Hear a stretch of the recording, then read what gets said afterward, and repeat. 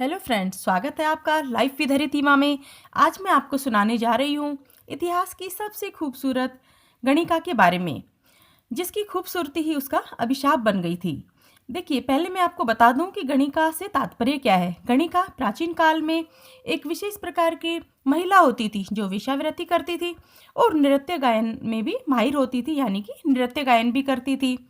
और कहना चाहिए वो जो गणराज्य थे प्राचीन, उसमें राज्य की संपत्ति मानी जाती थी। वो किसी एक व्यक्ति की नहीं होती थी और विवाह भी नहीं कर सकती थी।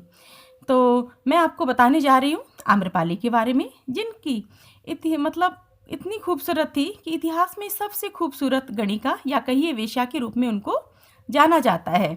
और साथ में ही भगवान बुद्ध की शरण में आने वाली पहली बौद्ध भिक्षुणी का जो गौरव है वो भी उन्हीं को प्राप्त है। तो चलिए शुरुआत करते हैं आम्रपाली की जीवनी के बारे में। लगभग 3000 वर्ष पुरानी बात है। वैशाली लिच्छवी गणराज्य की एक प्रधान नगरी थी। यहाँ पर बड़े बड़े व्यापारी जोहरी थे। देश विदेश से व्यापारी यहाँ आते थे व्यापार करने के लिए। चूंकि नगर इतना विशाल था और इतना संपन्न था, तो जाहिर है कि वहाँ सैनिकों की भी व्यवस्था थी नगर की सुरक्षा के लिए। एक सैनिक थे महानामन, उनकी नियुक्ति भी की गई थी सैनिकों के रूप में। उनका काम था रात्रि के समय वो पहरा देते थे और सुबह अपने घर पर जाकर विश्राम किया करते थे। उनकी शादी हो चुकी थी, काफ़ी समय हो गया था, लेकिन अभी तक उनको संतान का सुख नहीं मिला था। अब तो महानामन प्रौढ़ हो चुके थे और उन्हें कोई उम्मीद भी नहीं थी कि अब उनकी कोई संतान होगी। लेकिन एक दिन जब वो रात्रि से पहरा देकर अपनी ड्यूटी करके घर आ रहे थे, तो उन्होंने देखा कि उनके घर के थोड़े समीप ही एक आम का पेड़ है और उसके नीचे कुछ हिलता हुआ सा दिखाई दिया, सफ़ेद कपड़े में लिपटा हुआ। वो तनिक नज़दीक गए और उन्होंने देखा क्या है। उन्होंने देखा कि उस सफ़ेद कपड़े में प्यारी सी बच्ची लेटी हुई है। तो उन्होंने जल्दी से अपनी पत्नी को आवाज़ लगाई, मतलब चिल्ला के उनको बुलाया कि अरे बाहर आओ, देखो ये क्या है। तो उनकी पत्नी दौड़ी दौड़ी आती है और वो देखती है कि एक प्यारी सी बच्ची उस कपड़े में लिपटी हुई है। तो दोनों खुशी से चिल्लाए और उनकी पत्नी ने तो उनको गले लगा लिया। बोले, ओहो कितनी सुंदर, कितनी प्यारी बच्ची है, जैसी कोई कहना चाहिए स्वर्ग से कोई फरिश्ता आया हो उनके लिए। और दोनों ही पति पत्नी बहुत ही खुश हुए। दोनों ने उसको गोदी में ले लिया और उसको चूमा बहुत प्यार से। फिर उन्होंने सोचा कि क्या पता भाई आसपास देखते हैं, इसकी माँ आसपास ही हो, ऐसे लिटाया हुआ हो इसको और ले जाने के लिए आए। काफ़ी देर तक दोनों खड़े रहे, इधर उधर देखते रहे, लेकिन उन्होंने देखा कि काफ़ी समय तक कोई भी उसको लेने के लिए नहीं आया। शायद कोई मजबूर माँ थी जो लोक लाज के भय से अंतिम बार दुग्धपान करवा के उस कमल के समान मुख वाली प्यारी सी बच्ची को वहीं पर छोड़ के अपनी ज़िंदगी में आगे बढ़ गई थी। महानामन और उसकी पत्नी ने सोचा कि शायद ईश्वर ने यह प्यारा सा खूबसूरत तोहफा उनके लिए ही भेजा है। दोनों ने उसे चूमा और महानामन की पत्नी ने उसे अपने छाती से लगा लिया।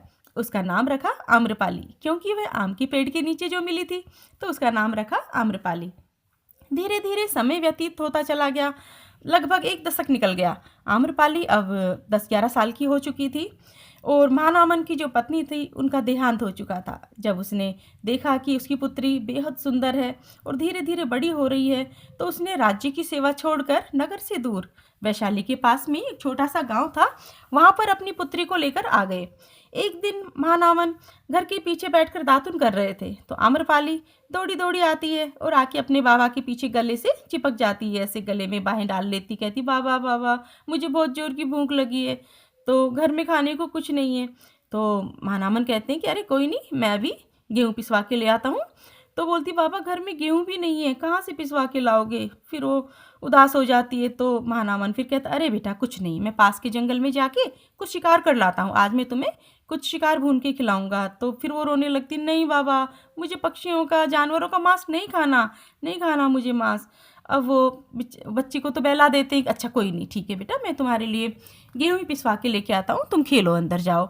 वो तो चली जाती है। बच्ची तो थोड़ा सा कहना चाहिए रो के उदास हो के। तो उसके बाद महानामन सोच में पड़ जाते हैं। वो सोचते हैं कि बच्ची मेरी बड़ी हो रही है, जिम्मेदारियाँ भी बढ़ेंगी, खर्चा भी बढ़ेगा, अब मैं क्या करूं। क्योंकि जो जमा पूंजी थी ना महानामन की, जो लेके आया था अपने साथ, वो खर्च हो चुकी थी। पत्नी के भी कुछ थे आभूषण वगैरह, वो भी ख़त्म हो चुके थे भाई खर्चे के लिए। अब वो सोचने लगा कि अब मैं क्या करूं। तो सोच विचार करते करते सोचा कि क्यों ना मैं वापस अपनी जो पुरानी राज सेवा में थी ना उसी में चला जाऊं, कुछ वहाँ पे कार्य कर लूँगा और अपनी बच्ची को भी अच्छे से पाल लूँगा, क्योंकि इसकी भी जिम्मेदारी तो अब बढ़ेगी जैसे बड़ी होगी। लेकिन फिर उनको एक चिंता सताने लगी। पृथ्वी गणराज्य में यह नियम था कि राज्य की जो कन्या अत्यधिक सुंदर होती थी वह किसी एक पुरुष की पत्नी न होकर नागरिकों के लिए सुरक्षित रखा जाता था। उसे नगर वेश्या बना दिया जाता था। और इसी डर से जो महानामन थे वो अपनी बच्ची को बचपन में ही नगर से दूर एक छोटे से गांव में ले गए थे। पर अब कोई और कहना चाहिए उपाय नहीं था। बहुत परेशान हो गए थे और उन्होंने एक बार वैशाली जाने का फैसला लिया। और फिर क्या था, दोनों पिता पुत्री चल दिए वैशाली की तरफ।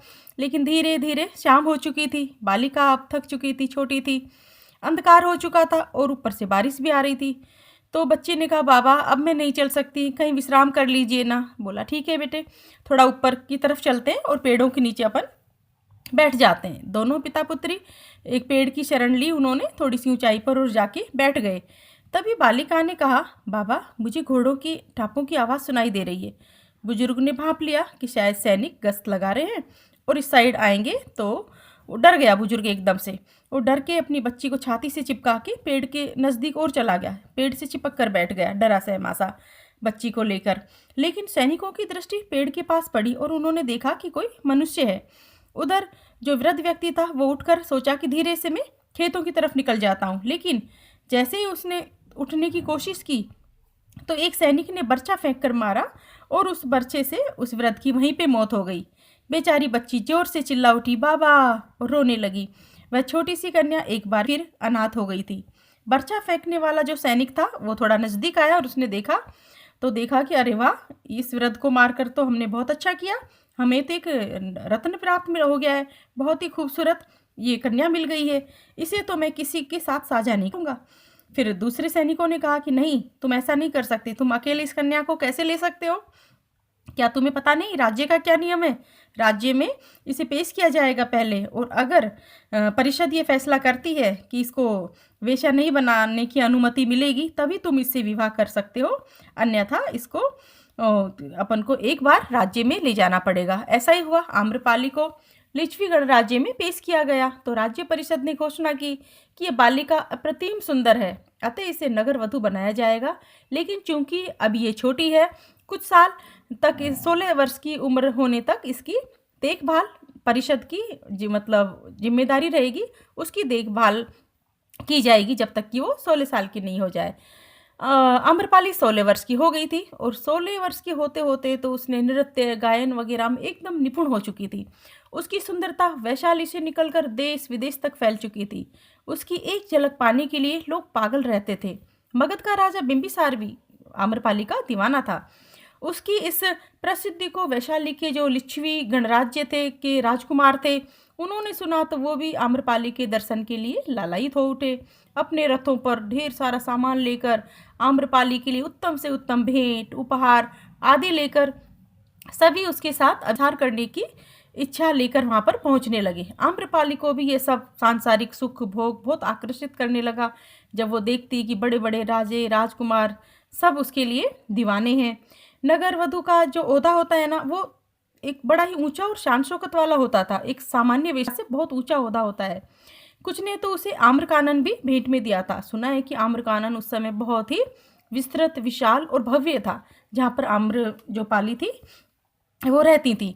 बिम्बसार आम्रपाली को मगध की साम्राज्ञी बनाना चाहता था, लेकिन आम्रपाली ने इनकार कर दिया। उसने कहा कि मुझे जो एक पहचान मिली है ना, जो वैशाली से मिली है, तो बिम्बिसार तो युद्ध करने के लिए तैयार हो गए थे। तो आम्रपाली ने साफ मना कर दिया, अगर तुम युद्ध करके वैशाली की जनता को मार के और मुझे हासिल करते हो तो मैं तुम्हारे साथ कभी जाना पसंद नहीं करूँगी। अगर तुम मुझे सच्चा प्रेम करते हो तो मैं तुम्हारे लिए हाजिर हूँ। मैं नगर वधु हूँ तो मुझे कहीं जाने की छूट है, तो मैं कभी कभी मगध भी आ जाया करूँगी और आप भी आ सकते हैं मेरे आम्रकानन में, लेकिन आप युद्ध से मुझे नहीं जीत सकते। चूंकि बिम्बसार दीवाना था, उसके लिए बहुत प्रेम करता था, तो उसकी शर्तों को मान गया। और सुना है कि वो एक सामान्य मनुष्य की भांति बिम्बसार, जो कि उस समय का बहुत ही शक्तिशाली कहना चाहिए राजा था, 1 मिनट में भी उसको हासिल कर सकता था, लेकिन उसका प्रेम सच्चा था। तो उस प्रेम की खातिर वो गलियों में एक आम आम मनुष्य की भांति चक्कर लगाता था और आम्रपाली के पास आता था। ऐसा इतिहास में वर्णित है। कुछ समय सांसारिक सुख भोगों में जीवन व्यतीत करने के बाद आम्रपाली को ये सब निसार सा लगने लगा। आम्रपाली के पास सारे सुख सुविधाएं, दास दासियां, मगध के सम्राट बिम्सार उसका प्रेमी था। बड़े बड़े लोग उसकी एक झलक पाने के लिए, कहना चाहिए अपनी जान न्यौछावर करने के लिए तैयार थे, लेकिन उसके मन में शांति नहीं थी। उसने बहुत कोशिश की, लेकिन कभी उसके मन को शांति नहीं मिली। वो थोड़ा परेशान होने लगी थी, विचलित होने लगी। और फिर एक दिन भगवान बुद्ध वैशाली पधारे। भगवान अपने शिष्यों के साथ एक बगिया में ठहरे हुए थे। आम्रपाली ने जैसे ही देखा और ये खबर सुनी कि भगवान बुद्ध वहाँ पहुँचे हैं, तो वो भी दर्शन के लिए वहाँ पर पहुँच जाती है और भगवान बुद्ध के चरणों में गिरकर रोने लगती हैं। उनकी आंखों से लगातार आंसू बह रहे होते हैं और वो कहती है कि भगवान, मुझे शांति और जीवन की सार्थकता का संदेश बताइए। आखिर मेरे जीवन का क्या सार्थकता है? क्या मेरा ये जो शरीर है वही सब कुछ है? इसके अलावा मैं क्या हूँ? और जब ये शरीर नहीं रहेगा, जब मैं वृद्धा हो जाऊंगी, तब क्या होगा? तो वो ऐसे ही विचारों, मतलब प्रश्नों को करने लगी और उनकी आंखों से लगातार आंसू बह रहे थे। भगवान ने बड़े प्रेम से उनके सिर पे हाथ रखा और उनको जीवन की सार्थकता और शांति का संदेश दिया। भगवान की बातें सुनकर आम्रपाली को असीम शांति प्राप्त हुई। फिर वो भगवान के सामने हाथ जोड़कर खड़ी हो जाती हैं। तो भगवान बुद्ध बोलते हैं कि आम्रपाली, अब तुम्हें क्या चाहिए? तो वो कहते हैं कि हे भगवान, हे महात्मा, मेरी एक प्रार्थना और है कि आप आम्रकानन में आकर और आप भोजन ग्रहण करें। गणिका होने के बाद भी बुद्ध ने उसके इस आग्रह को स्वीकार कर लिया। फिर आम्रपाली ने कहा कि भगवान, मैं आपसे एक विनती और करना चाहती हूँ, आप मुझे अपनी शरण में ले लें। मैं भिक्षुणी बनना चाहती हूँ। तो हालांकि उस समय बौद्ध जो संघ था उसमें भिक्षुणियों का प्रवेश निषेध था, तब भी भगवान थे ना, भगवान बुद्ध ने उन्हें भिक्षुणी के रूप में प्रवेश दे दिया और स्त्रियों के लिए यह द्वार भी खोल दिए। आम्रपाली ने अपना शेष जीवन बौद्ध धर्म की सेवा और समाज सेवा में व्यतीत किया। जो लोग उनको वासना की दृष्टि से देखते थे, अब एक देवी के रूप में देखने लगे और इस प्रकार एक नगर वधू से आम्रपाली देवी आम्रपाली बन चुकी थी। तो ये थी आम्रपाली के बारे में छोटी सी जानकारी। आई होप कि ये जानकारी आपको पसंद आई होगी। और आम्रपाली के जीवन से हमें यह संदेश भी मिलता है कि अगर महात्माओं की दृष्टि मिल जाए या कृपा दृष्टि मिल जाए, तो प्रत्येक व्यक्ति का उसको जीवन की सार्थकता समझ में आ जाती है और जीवन ही बदल जाता है। आई होप कि आम्रपाली से जीवन से जुड़ी ये छोटी सी कहानी आपको पसंद आई होगी। अगर पसंद आती हो तो प्लीज़ चैनल को सब्सक्राइब करें, वीडियो को लाइक करें। ऐसी जानकारियाँ लेकर, वीडियो लेकर मैं फिर आती रहूँगी। Thank you for watching.